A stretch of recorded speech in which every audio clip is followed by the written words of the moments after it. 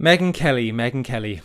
Uh, People have said, stop, attacking her. She's often very articulate. I'm sorry, but she has, I lament to say this, has laundered Tucker, Candace, and their views, and their conspiratorial views that they've been pushing, because she's being very morally ambiguous about it. It's okay to say, I'm not talking about this, not getting involved in this. But then when you start running to their defense, that's where it starts to get a bit tricky. And Pierce asks her here about Candace Owens and the disgraceful conspiracy theory she's pushing about Erica Kirk being implicit in her own husband's murder. And Megyn decides to make it all about Israel. Let's have a watch. And I'm not going to condemn the people they want me to condemn just so that I can get a little pat on my head from them. And it was all... No one's asking you to do it so you can get a pat on your head. It's because we think it's the right thing, the same way as you criticize all kinds of things. I don't get it. Oh, but they're my friends. Sorry.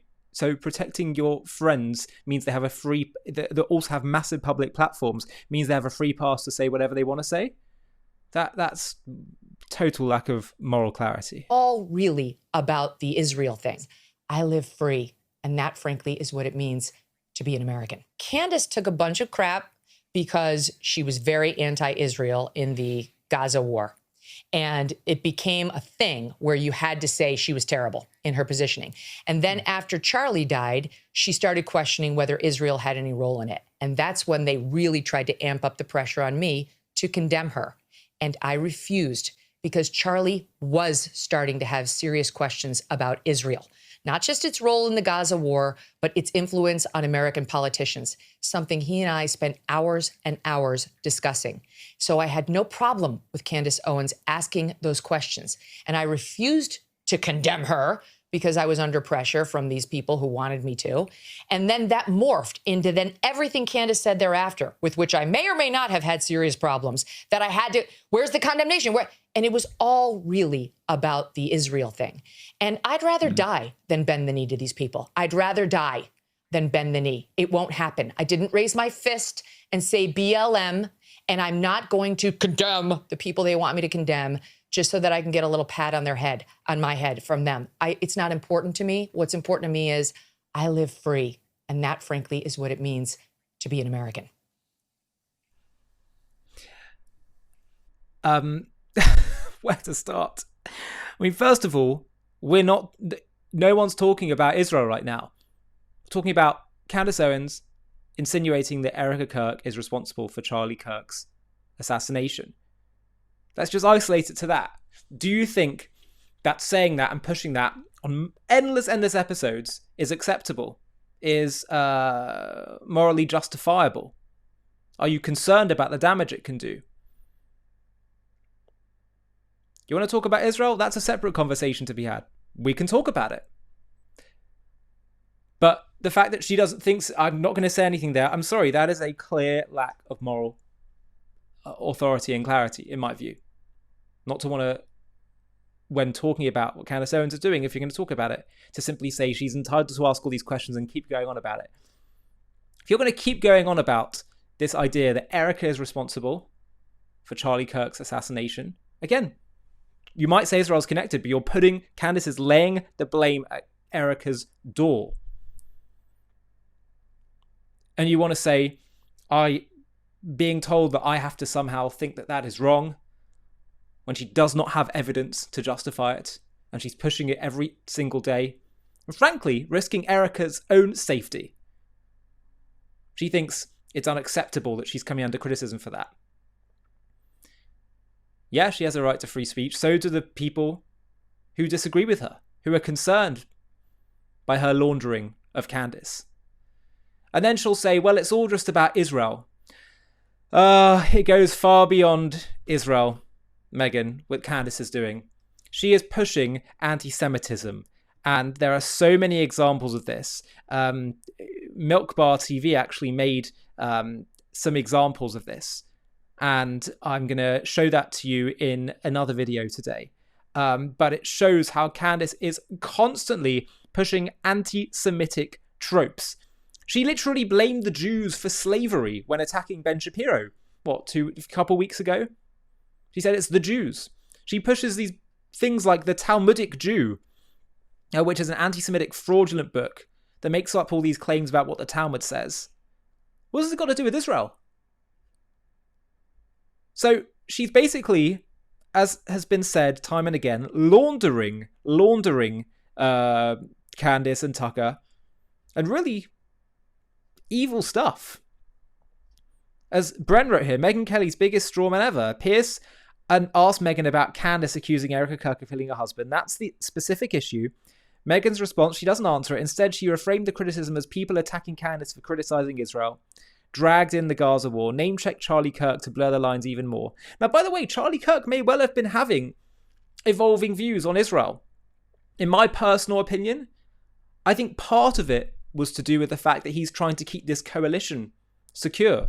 I know, having lots of conversations with him, on a religious level, he believed that Israel, the Jews, are God's chosen people, as vessels for his light, that they have eternal covenant, that they had the right to the land, that he believed in all of that.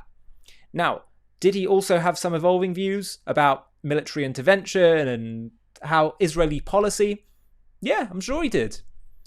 But I think, assuming that he was going to completely turn on Israel of his own accord, and that actually this was more maybe about specific policies, but also, I think, in my view, most specifically about trying to just keep this coalition he'd created together. So you kind of have to give a little bit to show people, I'm just trying to, I sympathize with your view.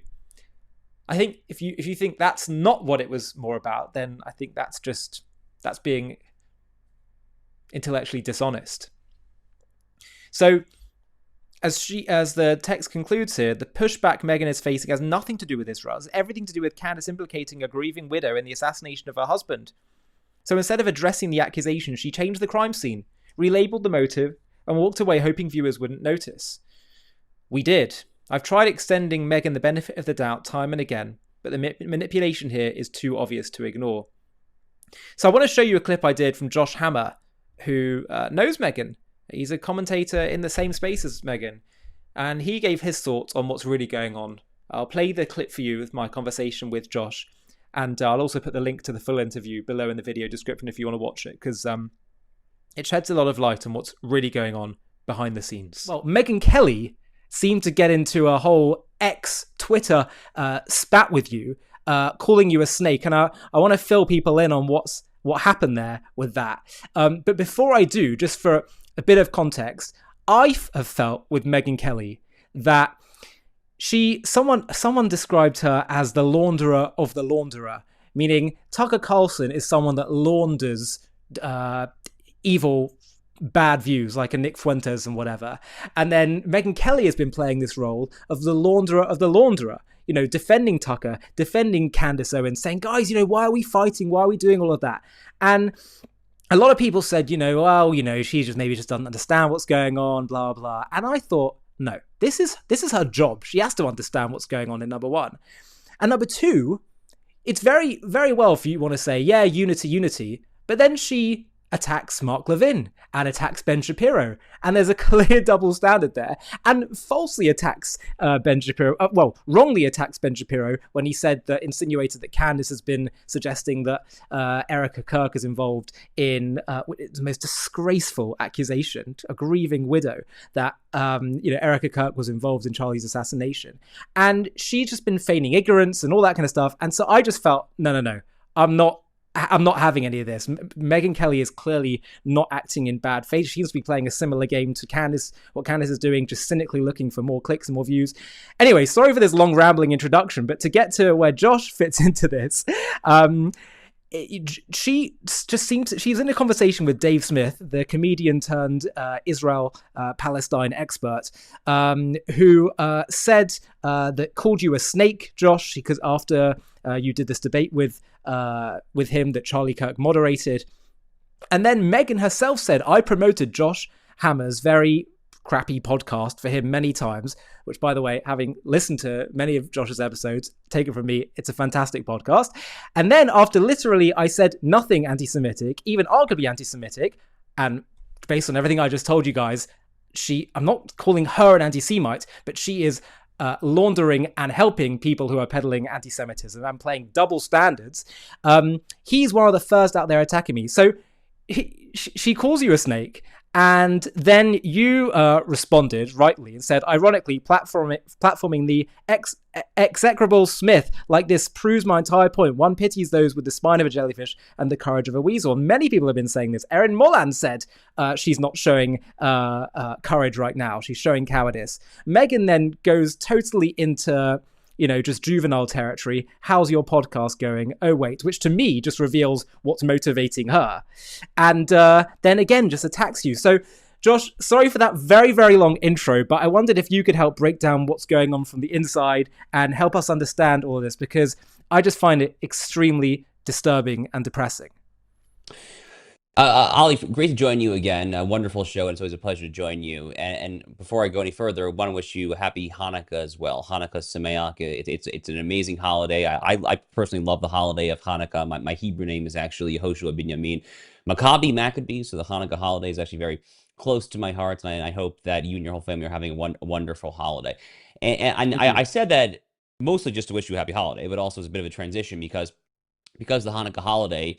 My wife and I were actually in Washington, D.C. for a fairly quick trip. We flew up just for an overnight trip to attend both the Vice President J.D. Vance's Hanukkah party at the Naval Observatory where he lives, as well as the White House Hanukkah party with President Trump the day after. And I thought of this when you were talking about how I'm very much kind of in the heart of the storm, in the belly of the beast here, because the number of times that someone came up to me at these two receptions to say, "Oh man, like you're getting it so hard. How are you holding up there?" It became something of a laugh line.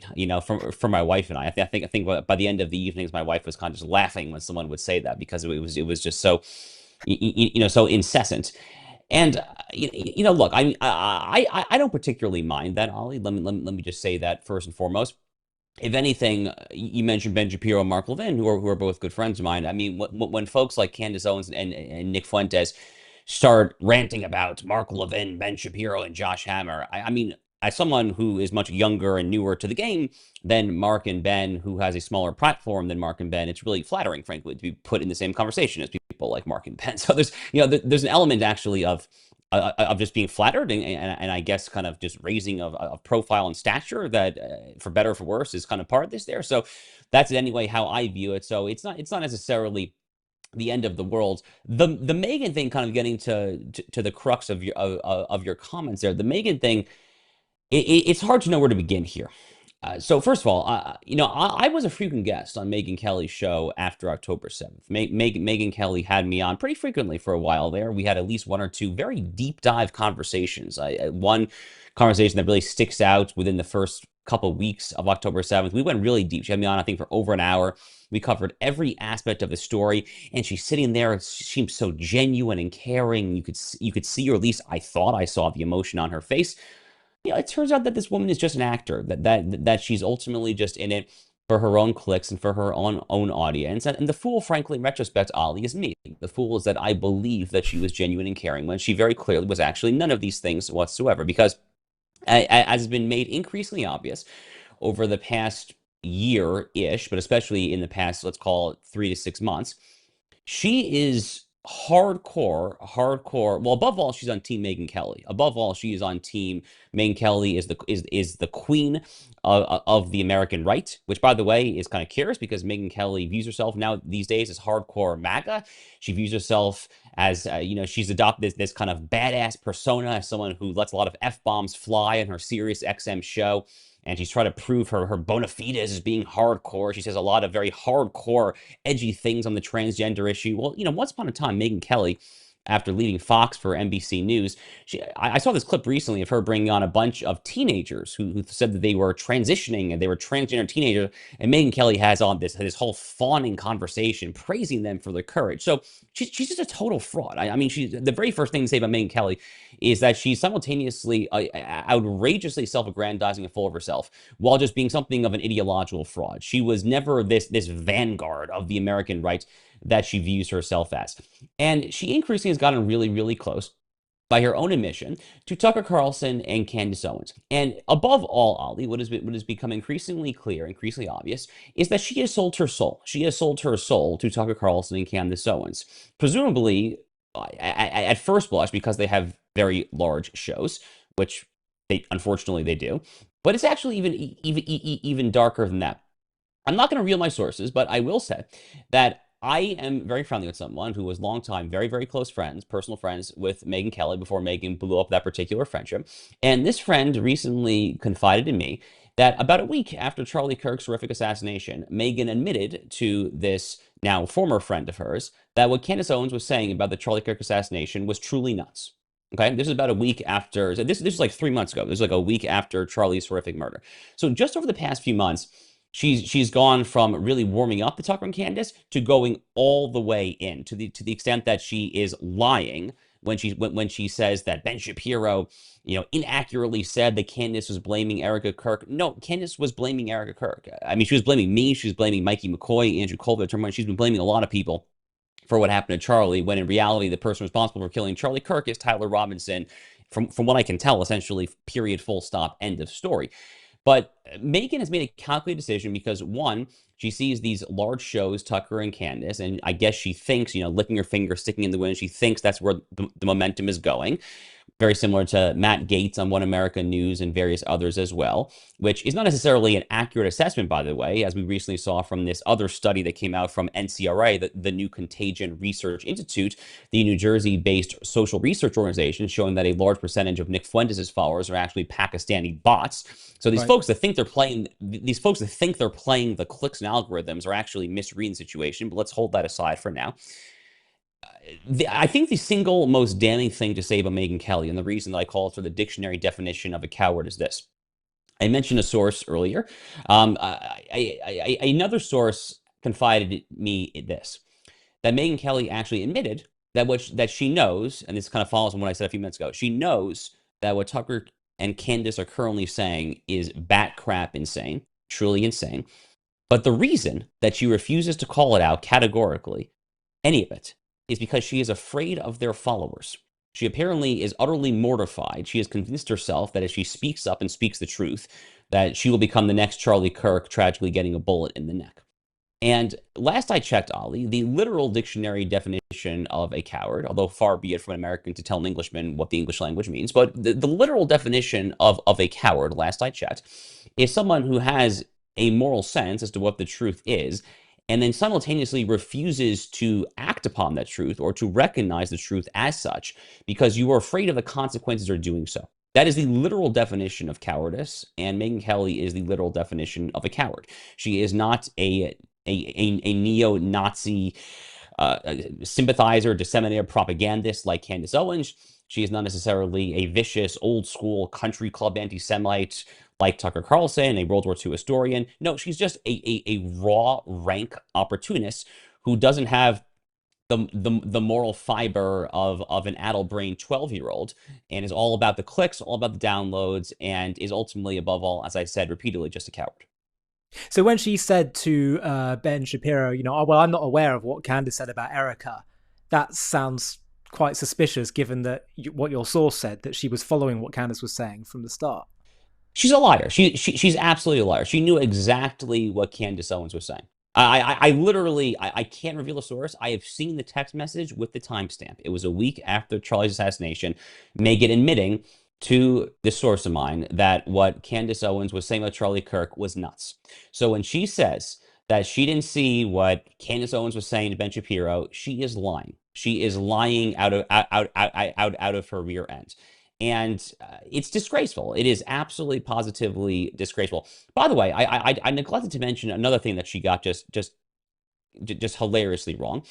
So she's taught. So in a couple of those posts you showed me, she referred to my quote unquote crappy podcast, and she also mentioned, like, in this kind of deeply juvenile, kind of Lindsay Lohan, Mean Girls-esque fashion, how's your podcast going? So Megyn Kelly, who is a midwit IQ at best, I think doesn't actually understand that for a while I was hosting two podcasts. She's actually not even talking, Ollie, about my current show, The Josh Hammer Show, which recently we signed this distribution agreement between Newsweek and Salem Media, major conservative media, podcast, and radio company there. Congrats. She's Thank you. I appreciate that. She's not even talking about that show, though. What she's talking about is this other show that I briefly hosted for about a year. It was a short-term show called America on Trial. It was a legal show with a company called Red Seed Ventures, which is the company that does her show and Tucker's show. And yes, they had asked me on her show to promote that show because it was the same parent company. That show no longer exists because it was a show about the 2024 presidential election. It literally phased out. It's no longer relevant there. So she has her basic facts wrong. She doesn't even know that I have this other show, let alone that we just signed this big distribution agreement. So, on top of just being cowardly, she also just has basic facts wrong. And as I also said about the Candace stuff, she also happens to be a raging liar on top of all that. Right. And then she starts talking about what's happening with Candace Owens and Erica Kirk, because initially she feigns ignorance about what happens with Candace. And then once she finally kind of acknowledges that Candace is starting to accuse Turning Point staffers of being involved, insinuating Erica's involvement, which, by the way, I mean, who would have predicted that it would turn in this direction since we last spoke? I mean, we last spoke I think it was just after Charlie's assassination. Originally, we had Candace accusing Israel of being involved, and now she's turned it on Turning Point and Erica. I mean, the whole thing is sick, and my heart genuinely breaks for Erica, who's already grieving in the not just national, international spotlight. And I know her personally, and I'm sure you do as well. Like, she's strikes me as a really remarkable, good person, and having to deal with this by Candace Owens, the woman that Charlie made great, gave the platform to basically kickstart her whole career, and to betray him like this, and the Turning Point team is just it's shocking. But going back to Megyn, and we can touch on Candace in a second. Megyn now kind of has waded into the mix, and she says that, I care about Erica and I'm really concerned with her. And I think she's saying that she was somehow involved in helping this recent meeting between Erica and Candace happen. By the way, the meeting in which I kind of feel like was not necessarily a good idea, because Erica is acting in good faith, Candace is acting in bad faith. And that's always going to be an issue, right, when you have these meetings. But have a listen to, I'm sure you've seen this already, to a clip of what Megyn just said on her podcast. So in any event, Candace knows I disagree with her on this. Petty internet people want to turn that into a cat fight between Candace and yours truly, which will fail. She and I actually have only gotten closer over the past couple of months as people try to make me attack her. So off, okay? Josh, your reaction. Yeah, first of all, I mean, Megyn loves dropping these F-bombs, Ollie, which I have to say, it's so juvenile. I'm before getting the substance, this is, I think, one of her deeply superficial ways of trying to establish like hardcore credibility there, as if you have to cuss like a sailor to do this. It's ridiculous. I don't like it when politicians on the left do it. There's been a lot of high-profile Democrats in the campaign trail who do not exactly give off a strong moral example and drop a lot of F-bombs there. And I call it out when I see it there, and I'm going to call it out here too, because it's just not the way that professional broadcasters, podcasters, or anyone involved in the media or communication business should go about doing their job. So it's frankly just juvenile behavior from a very cowardly juvenile individual who again is acting much like Lindsay Lohan in the movie Mean Girls. Now, as far as what we're seeing there in this particular clip, so the first thing to note there is that she's saying that she got closer to Candace Owens in recent months. So that actually corroborates my timeline, right? Because I was saying that about a week after Charlie's assassination, Megyn was admitting to my source that she knew that what Candace was doing was nuts. So at some point between then and now, it seems that Megyn Kelly was Candace pilled, which is astounding because Candace Owens now spent 3 months blaming anyone and everyone for foreknowledge and or complicity in Charlie Kirk's murder. And this is what makes Megyn Kelly fall in love anew and gain strange new respect for Candace Owens. I mean, was it when Candace accused Andrew Colvin and Mikey McCoy of being involved? Was it when Candace Owens accused Erica Kirk of being involved? Was it when she accused me, Josh Hammer, of being involved? I mean, the Egyptian Airlines, Mossad. I mean, at what point did Megyn Kelly decide that, oh my God, this woman is actually not nuts. She's actually a brave truth teller. I would actually like to know the answer to that. What exactly made Megyn Kelly's that? To be clear, I think you and I both know that it has nothing to do with this and has to do, as I already said, with deeply cynical self-serving motivation and utter rank cowardice. She convinced herself that unless she fully went all in for Tucker and Candace, that she would be next in the limelight, next in the target there, the crosshairs will be put on her, and that it wouldn't end well for her. So that is what's actually going on here. But I mean, who does she think she is? I mean, like she views herself as this grand wizard behind the scenes, kind of orchestrating and narrating the movement there. This is not the Megyn Kelly who rose to prominence at Fox News for the better part of 15 years. She was back then a broadly speaking non-ideological reporter, journalist, broadcaster who was known for asking really tough questions. It was not that long ago that Megyn Kelly was one of the moderators of that August 2015 Republican presidential debate, where she really got into it with Donald Trump over the whole Rosie O'Donnell, and when Trump said Megyn Kelly was bleeding from her whatever. It was a whole big controversy here in the United States just over a decade ago. And Megyn Kelly was not viewed as a Sean Hannity. She was not a card-carrying kind of a conservative talker. She was viewed as kind of a maybe vaguely center-right person who would ask challenging questions. So now she's readopting this persona as this hardcore MAGA person who's like the grandmother of the conservative movement. And frankly, I mean, I'm kind of sitting here asking, who the hell do you think you are? I mean, seriously, who the hell do you think you are? You have a podcast that gets a lot of clicks, a Sirius XM show that I suppose gets a lot of listeners. But who do you think you're fooling exactly? I mean, Ali, my entire social media feed, and maybe this is just Elon Musk's algorithms kind of bamboozling me, but my entire social media feed is utterly replete. It is filled to the brink with people saying that I'm unfollowing Megyn Kelly, I stopped listening to Megyn Kelly there. Frankly, Megyn Kelly, attacking me in this kind of fashion, bringing on the dimwit Dave Smith and calling me a snake. This whole thing has if anything, I think, exposed Megyn Kelly for who she is. And that's what a very prominent, cable news guest and author said to me, actually, this week. I won't say his name for confidentiality, but he said to me, Josh, you've done a public service by holding up a mirror so that Megyn Kelly can look at herself, and she will have shame in her soul. She will have shame in her soul, and most people out there will now look at her as the self-aggrandizing, clicks-chasing. She's ultimately discredited herself more than anyone could hope to, and I've just been honored, frankly, to play a small role in Megyn Kelly discrediting herself. And I don't think there's necessarily an issue with having a bit of a pivot in your style, like going from I'm going to be the non-partisan questioner to actually I'm going to become more opinion-based. I don't mind that. I've changed my style a bit as a presenter over the 10 years of JTV, but I think the key thing is clearly acting disingenuously, clearly, self-evidently acting in bad faith, which is what I think you're demonstrating. And one of the things, again, that I just find so sickening about this clip is, how dare you, on the one hand, claim that I care deeply about Erica Kirk, and then Erica Kirk has literally said on national television to Candace Owens, I need you to stop.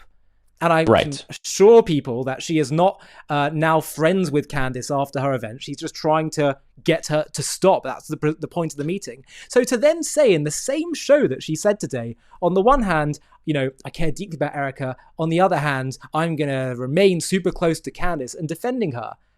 The whole thing just doesn't compute. Yeah, I mean, she's treating Erica Kirk and Candace Owens as equal actors, right? I mean, she views them as having their views entitled to equivalent dignity, and that there should be an airing of all sides there. No, I'm sorry, but hard no. You have a grieving widow, a mother of two beautiful young children whose world-famous husband was just murdered in gruesome, horrific, deeply public fashion. You have that person on the one hand.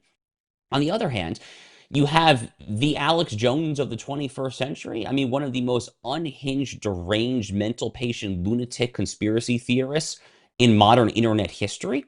I mean, someone who has promoted the most insane things imaginable, who says the most horrific things imaginable about very good faith people, who is a Goebbels-esque anti-Semite in some of the stuff that she has been peddling for years now. I mean, these two people are not equivalent. They are simply not entitled to the same airtime there. And I agree with you, Ollie. I personally think that it was a mistake for Erica Kirk to dignify Candace Owens in this kind of fashion. The meeting apparently took place in Nashville, Tennessee, which is just utterly perplexing as well. That Erica would fly to Tennessee to essentially do it in Candace's own turf. Look, I can't tell a grieving widow what to do. If she thinks this is the best thing, then I obviously very much respect that decision. She's a peace But seeker. certainly, she's a peace seeker. She's a peace seeker, and Megyn Kelly is a clout chaser. And the fact that Megyn Kelly is now promoting her alleged role and making this whole thing happen, again, she's just trying to basically present herself kind of as the most important person in the room, which, again, to kind of stick to our theme of the show, is very kind of Lindsay Lohan and Mean Girls-esque. Before we finish, I just want to share with you something really important. We are told that Israel's actions are the cause of the Israeli-Arab conflict. But we've just released a groundbreaking documentary proving that Arab Islamic Jew hatred far predates Israel's re-establishment. This is a critical fact that everyone needs to learn about. Have a watch of our trailer for our new JTV Plus documentary entitled Arab Anti-Semitism Before Israel's Re-Establishment.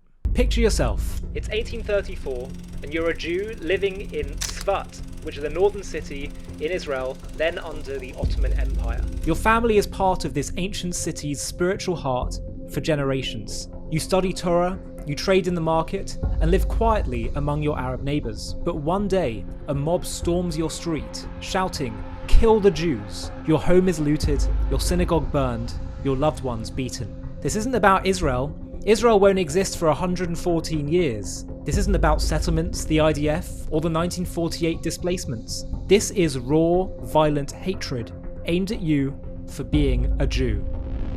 And it's not just in Palestine, it's part of a centuries-old story of anti-Semitism woven into Arab and Islamic history, from the dawn of Islam to the streets of Hebron. The claim that this conflict began with Israel's creation, the Nakba, or modern policies, is a farce, a distortion that collapses under history's magnifying glass. Welcome to JTV Plus. I'm Ollie Annersfeld, and today we're uncovering a history too often buried, the relentless anti-Semitism among Arabs in Palestine before 1948, rooted in a broader Arab and Muslim hostility that began with Islam's inception in the 7th century.